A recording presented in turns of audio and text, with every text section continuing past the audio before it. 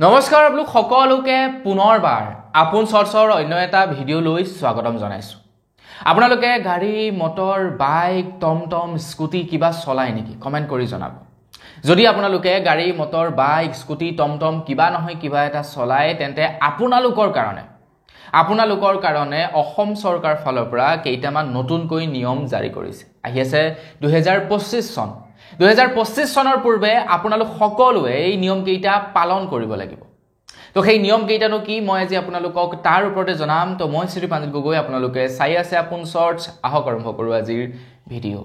আগবাইছো প্ৰথমটো খবৰ ফালে। প্ৰথম খবৰটো দিয়াৰ আগতেই আপোনালোকে যদি মোৰ খবৰ যদি ইনষ্টাগ্ৰামত চাব বিচাৰে তেনেহ'লে মোৰ ইনষ্টাগ্ৰাম আইডি হৈছে tkmine.real। ফ'ল' কৰি ল'ব, নতুবা ভিডিঅ'ৰ ডেছক্ৰিপশ্যনত আপোনালোকক আইডিটো দিয়া থাকিব, তাত গৈ ফ'ল' কৰি ল'ব এনেকুৱা ধৰণৰ খবৰবিলাক চাবৰ কাৰণে।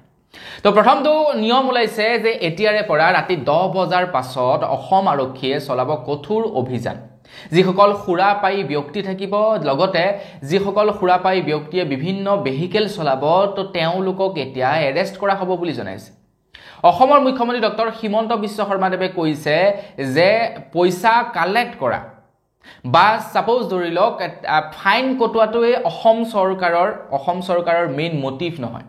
অসম চৰকাৰৰ মেইন মটিভ হৈছে যে যিসকলে এনেকুৱা ধৰণৰ কাম কৰে তো তেওঁলোকক এশিকনি দিয়া। মানে যিসকলে মদ খাই গাড়ী চলায়, মদ খাই বাইক চলায়, মদ খাই স্কুটি চলায়, তেওঁলোকক এশিকনি দিয়াটোৱে হৈছে অসম চৰকাৰৰ বৰ্তমানৰ সময়ৰ মটিভ বা লক্ষ্য। গতিকে আপোনালোকে যদি কেনেবাকৈ মদ খাই গাড়ী মটৰ চলায় তেন্তে সাৱধান, কিন্তু আপোনালোকৰ লাইচেন্স, আপোনালোকৰ গাড়ী মটৰ আপোনালোকে জেললৈও যাব লাগিব।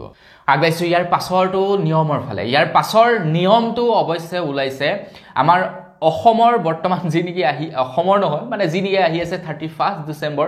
তো সেই 31 ডিচেম্বৰৰ উপলক্ষে এই নিয়মটো। তো 31 ডিচেম্বৰত বহু লোকে মদ সেৱন কৰে, সেই সম্পৰ্কেতো আপোনালোকে জানে, আপোনালোকে হয়তো পাৰ্টি কৰে। তো এতিয়া 31 ডিচেম্বৰক লৈ ঘোষণা কৰিছে যে এতিয়া 31ত আপোনাৰ বাইক গাড়ী সকলোৰে কাগজপত্ৰ চেকিং হ'ব বুলি জনাইছে।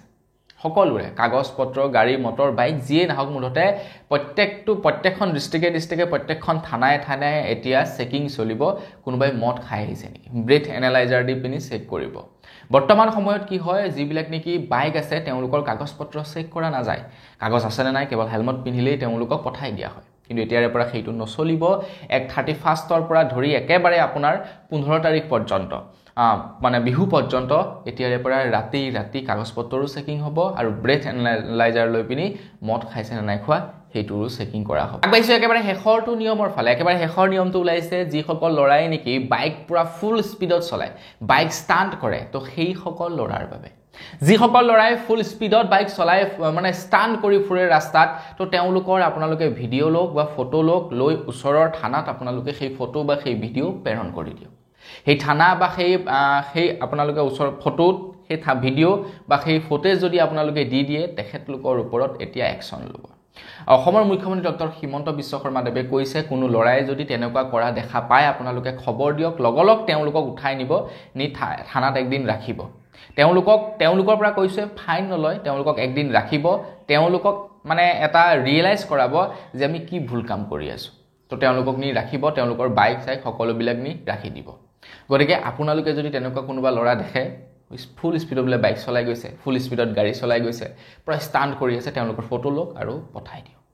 তো বন্ধু বান্ধৱীসকল, বছ এই তিনিওটা নিয়ম আপোনালোক সকলোৰে বাবে ঘোষণা কৰিছে অসম চৰকাৰৰ ফালৰ পৰা। আশা কৰোঁ আপোনালোকে এই তিনিটা নিয়ম মানি চলিব। তো খবৰকেইটা ইমানেই আছিলে। খবৰকেইটা যদি চাই ভাল লাগিলে লাইক এটা কৰিব, চেনেল যদি ছাবস্ক্ৰাইব কৰা নাই ছাবস্ক্ৰাইবটো কৰি ল'ব। পুনৰ এটা ভিডিঅ' লগ পোৱাৰ আশা থাকিলে। ভিডিঅ' আমি কিছু ধন্যবাদ। জয় অসম।